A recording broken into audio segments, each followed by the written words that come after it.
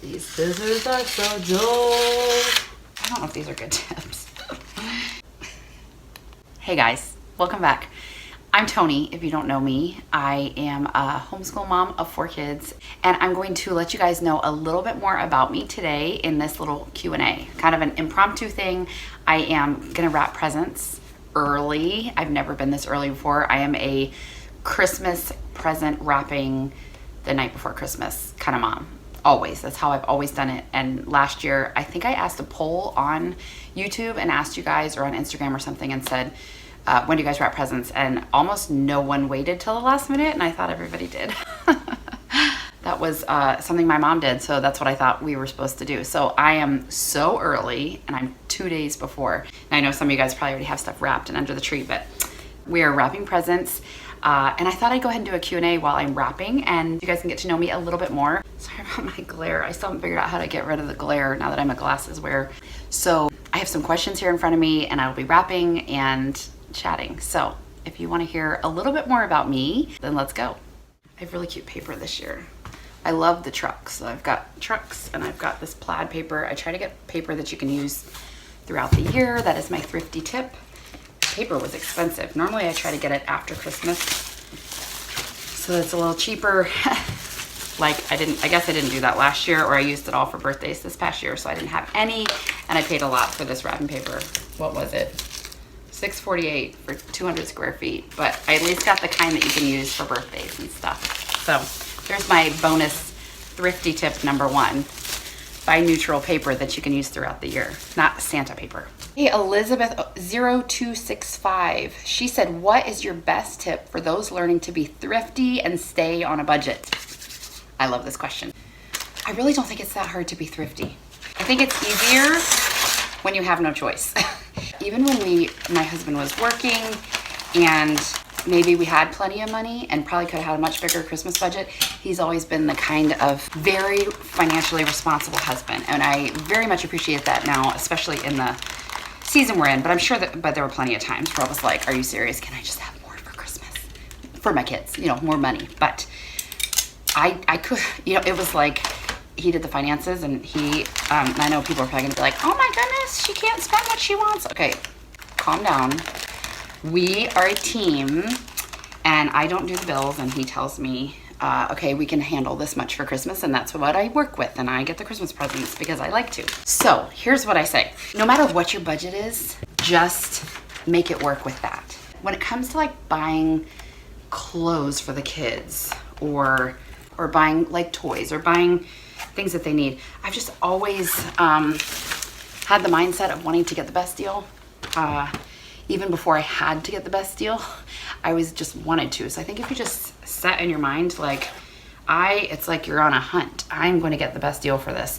And so there's even times at the thrift store where I'll see something that's really cute. My girls are like this. We'll see a shirt that's so cute. We're like, man, it's $4, which some of you might think, big deal, that's a great deal. But for us, we really try to get a good deal. And if it's $4, we're probably not gonna get it. So we just kind of have this idea, I guess, of what's a good deal? And that's what you're gonna stick with. Find stores in your area that are good thrift stores. And I know not everybody has good thrift stores. We are super blessed with really great thrift stores, but you need to find some good thrift stores. Find out where the best clearance is.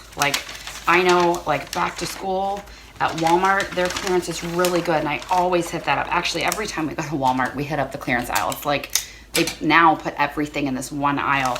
We always hit that up. And so I would rarely buy certain things like school supplies and stuff. I would rarely buy at full price because you can find it on clearance if you wait. You have to be very intentional about it. Make sure you say, I'm going to get a good deal. I'm going to go to the store and I'm going to find the best deal. You can make it fun. It doesn't have to be stressful. It really doesn't. So definitely find stores near you that you can get good deals at. Do not even go, there are certain stores that I do not go in, okay? Sephora. I'm taking a tag right here off of this because this is from TJ Maxx. There is Ulta. There's an Ulta right next door to this. I promise that I've actually only been in Ulta once, and it's because of the prices. I went in there looking for a purple shampoo once because I couldn't find it anywhere else. if there's a store like TJ Maxx next to an Ulta, choose the store that's gonna have the better deals. And you'll probably, most of the time, find what you need. There's gonna be times where you may have to go pay a little bit more, but if you give yourself enough time, if you're not like in a rush and you give yourself enough time to kind of shop around, it does take more time to thrift shop. It does take more time to even find good deals at places like TJ Maxx and Marshall's and stuff like that, because they're random. So choose the store that's gonna have the better deal. That's first of all. There's some stores that really there's no point in even going into. Like for me, Old Navy is one that I just don't think their prices are good at all. And I'm sorry if I hurt anybody's feelings with that, but it's just not, their prices are not good. I one time, a couple months ago, I went into Old Navy looking for something. I don't remember what I was looking for, but I was like, let me just go in here and see. First of all, everything in the store was exactly the same. There's like 50 of this white sweater, and there's 50 of these jeans. So it's like, to me, I'm like, well, everyone in my town is gonna be wearing the same shirt, and I don't wanna do that. I like to be different, so I don't wanna wear the same thing everybody else has. But I did find one t-shirt, this yellow t-shirt on the clearance rack, because the only thing I checked really was the clearance rack, because everything else was so expensive. And I found a t-shirt for 25 cents. Or was it 25? No, or 49 cents. And I was so excited. I was like, how do you find a t-shirt this cheap at Old Navy? So I was really proud of myself. But in general, I don't even go in stores like that because it's just honestly a waste of my time. So that's one tip, you know, find the stores that you know are going to have good deals and go to those stores, and don't waste your time on the other ones. Like there's certain stores like Kohl's or something, I only go in to check the clearance section because I don't think they have good deals for other stuff. We check our thrift store all the time. That's one more tip. If you are new to thrifting, a 50-50 chance that you're going to find exactly what you need when you go look, okay? Sometimes you do. Like last year, I forgot to buy Easter dresses, I think, for my girls. Like it was a really busy week. All of a sudden it's Saturday and they're like, Mom, we don't have Easter dresses for tomorrow. And I was like, oh my word, I forgot to buy your Easter dresses. And they could have just worn something from their closet, but I felt bad. But I just forgot, honestly. So I was like, let's go run to the thrift store. And we ran to the store that's right near us, like down the road, and found, I think it was my oldest who needed a dress, and found a perfect dress that fit her. That was this pretty pink, blush pink, and she had an Easter dress the next day. So sometimes you will find exactly what you're looking for, and then you better thank the Lord for it. And then sometimes you will not, and you will search and you will search and you won't find it, and you may have to order it off of Amazon. So it's kind of just, it is hit or miss, but you got to be patient. You have to check often because you find random stuff. So you've got to be willing to be random. So if you're anything like me, you like being random, you could be amazing at thrifting. And I love finding a good deal. It is like, can I say it's my love language? I love getting a good deal. It like makes my heart go pitter patter. I absolutely love it. So I hope that answered your questions. I don't know if I've done some videos on like my tips on thrifting, but that's the best I can come up with right now off the top of my head. Questions from Gabrielle. She is asking, so she is also a wife of a police officer, and her question is, as a mama of 4 and a wife of a police officer when he was, because my husband is no longer a police officer. He was up until August, and because of long COVID issues that he's been dealing with for the last 2 years, he had to leave his job, which was really sad. But we're making it work with where we're at. So her question was, how did you manage the stress level we live with on a daily basis? Mine has been there for 17 years, and I also worked for the same department for 10 years. Then I chose to become a stay-at-home mom and never put my kids in daycare. Love your channel, by the way. Well, thank you. Sorry for the noise too. We are having a major blizzard today, which is actually really fun, but I think it's, without the wind chill, it's like -2 outside today, which is really cold. And if you guys are curious, I'm not really showing what I'm wrapping because I already did a video last week on what I got my kids for Christmas and how much I spent. So if you want to see that, if you didn't get to see that video, I'll link that so that you guys can check that out if you get to see it yet. So I would say, really, I think being a police officer's wife is one of the hardest jobs out there. One of the hardest things to be the wife to, especially in the age we live in, you know, with people hating police and stuff. I was always really worried about him. Like ever since like when I met him, we were like 23 and 24. I won't tell you our whole story, but when I met him, he decided that he wanted to be a police officer. So as soon as we got married, we moved, and he went to college for criminal justice. And so I was there as a married, you know, wife of a college student for 4 years before we even had kids. Once he started actually working, it was really hard because I was so worried. Like, is he gonna come home today? And, you know, what if something happens? And I honestly had to stop myself from watching any police shows right in the beginning, because I used to like police shows, you know, crime shows, things like that. Even the fake ones, you know, like Law and Order, things like that. I had to stop myself from watching it, because if there was ever anything about a police officer that got shot or something like that, it always like made me stress and worry even more. So I was like, nope, no more of this. So I had to really choose what to fill my mind with, because I was at home at this point. Once he started working, I was at home with a baby. It was just me and her. I wasn't working. You gotta make sure you're filling your mind with things that are encouraging, because it was really, I just had to be smart about it, I guess.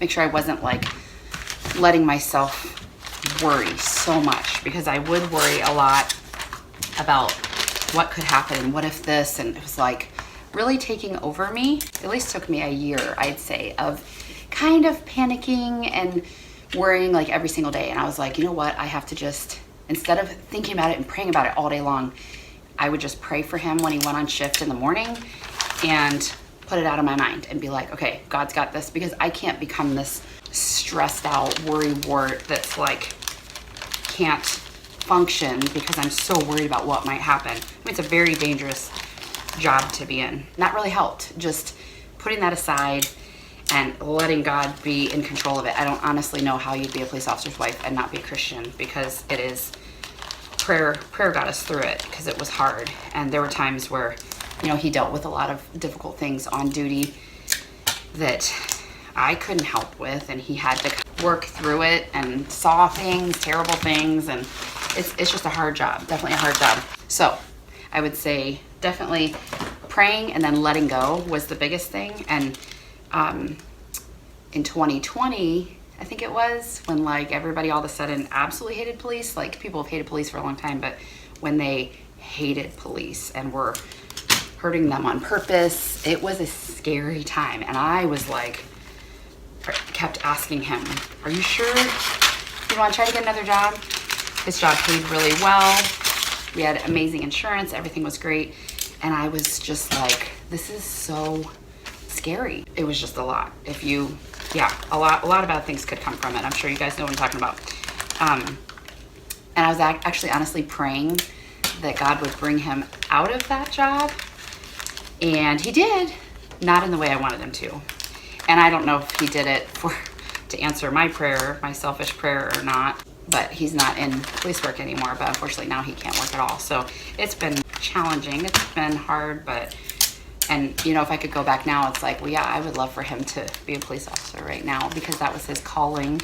That was what he loved to do. He witnessed to the other guys that he worked with and loved telling them about the Lord. And he was a very, he was like perfect example of what a Christian should be in a really non-Christian job.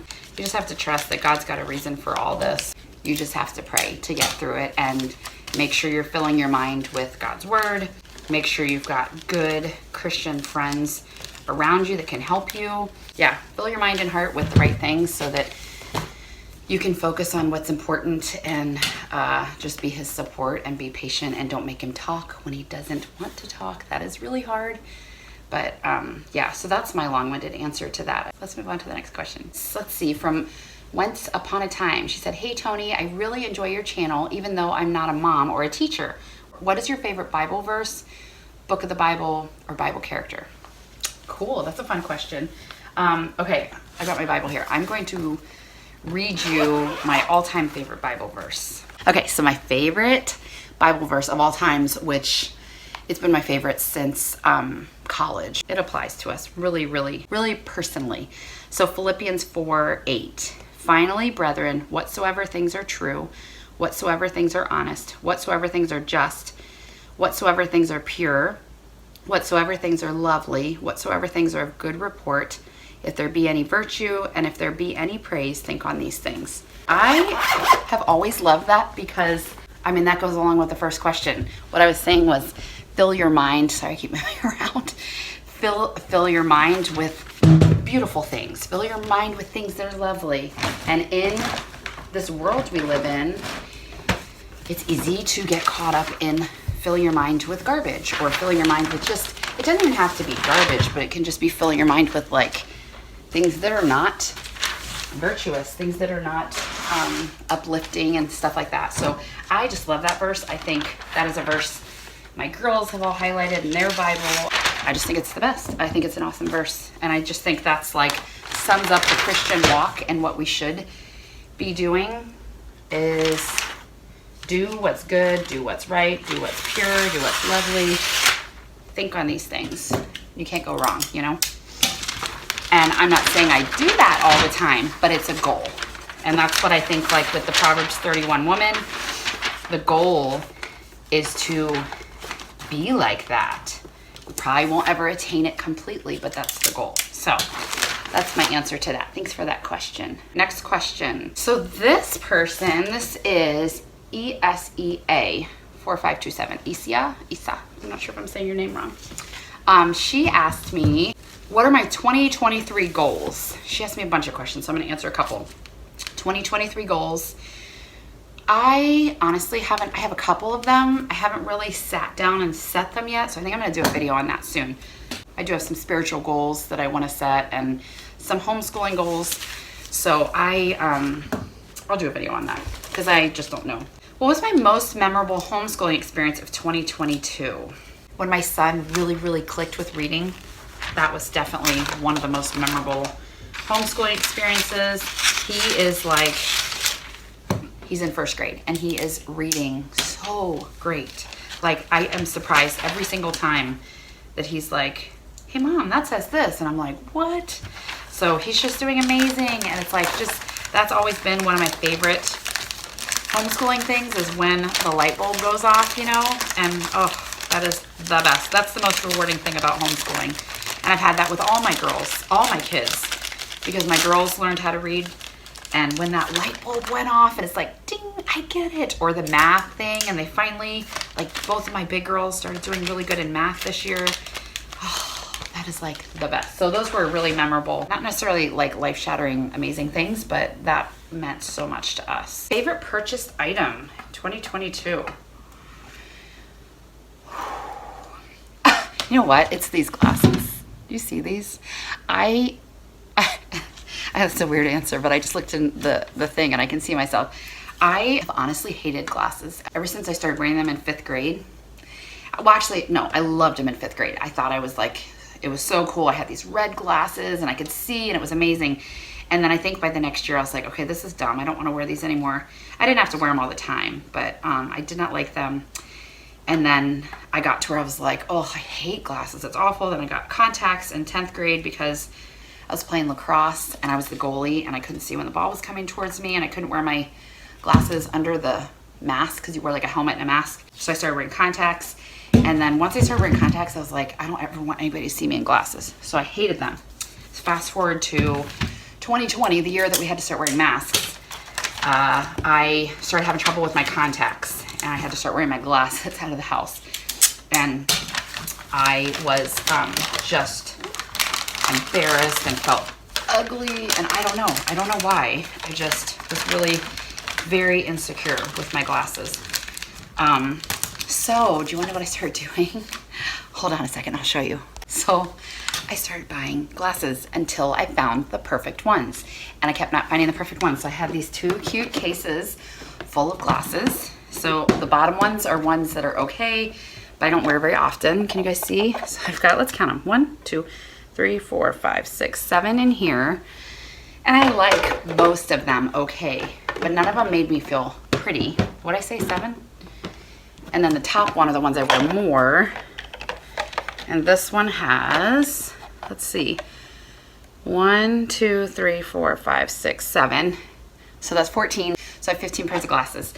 But really, most of these, I still didn't feel very pretty, and I just felt kind of dorky. Then I was like, one last try. Now, most of those didn't cost much because I get them cheap, or a couple have been sent to me, so I did not pay a ton of money for those. So anyway, like a month ago, I think maybe, I was like, I'm gonna order one more pair, and this is gonna be the pair. And I paid a little bit more. I think they were like $27 or something. And I got these, and I love them. I think they're pretty. I actually feel pretty in them. And I actually wear these most of the time. Most days I wear these. Unless I'm wearing like crazy earrings or something. These are not crazy earrings, by the way. Like crazy patterned earrings. These are my normal casual earrings. So anyway, that is, so that's my favorite thing I bought in 2022. Okay, so the next question. This has been a really random video. I hope you guys are still hanging with me. If you like this video, please give me a thumbs up. That is like a little hug. What is my favorite moment with God in 2022? And I absolutely love that question. That is awesome. We have so many that we started a little book, a like little blessings book, because we wanted to make sure our kids are recognizing when God does stuff for us, and when and that we're recognizing it too, because it's really easy for something great to happen and you're like, oh, that's cool, or oh, how neat, and you don't say thank you, God, for doing this, because he's the one who did it for us. So in this blessings book, we have written down every time God has provided for us, every time some like unexpected financial gift has come through, or anytime something amazing has happened, we have written it in that book. And as hard as this year has been in some ways, it has been amazing. We're gonna be fine. Just to see his hand in our life.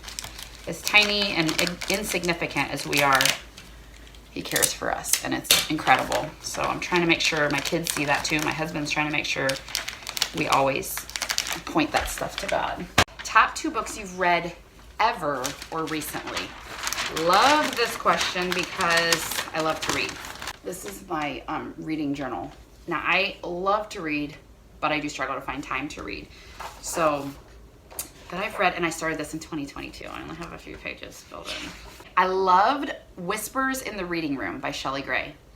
And it was completely different and unique from anything I had ever read, because I'm not really a historical fiction reader. I don't know why, I'm just not. And this was definitely historical fiction, but also had like a mystery to it. But it was more, to me, it was more of the like historical fiction romance, like subtle romance going on.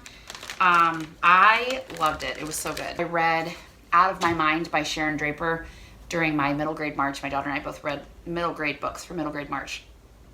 Loved that book. So good. I've talked about this a couple times. It's a first person narrative, and it's a peek into this life of this girl who has cerebral palsy. Every adult and teen and middle grade child needs to read this. It was so good. I loved it.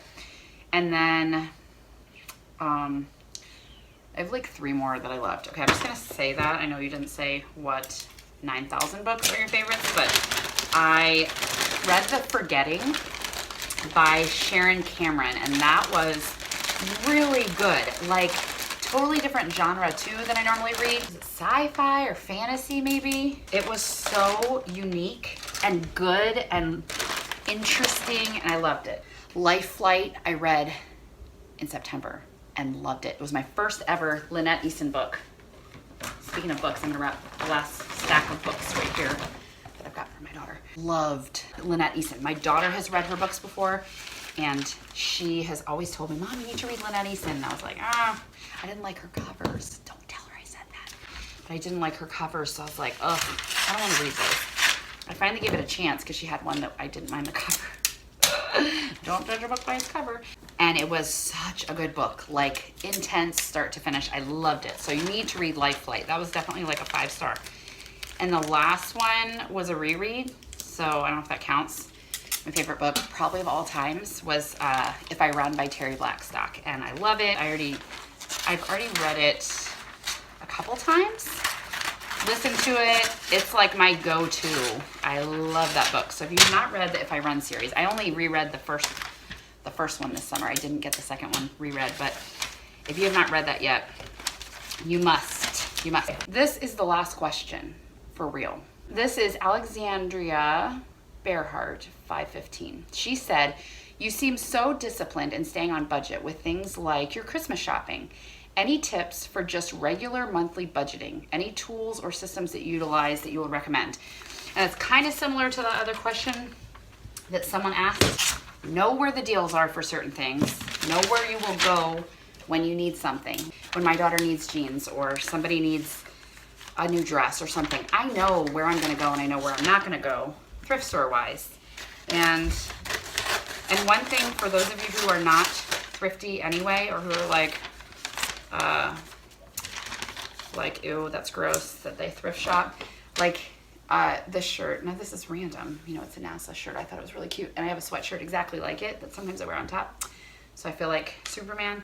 But if you looked at my wardrobe, honestly, I don't think that you would know that I got pretty much 90% of it from the thrift store, because we buy nice things from the thrift store.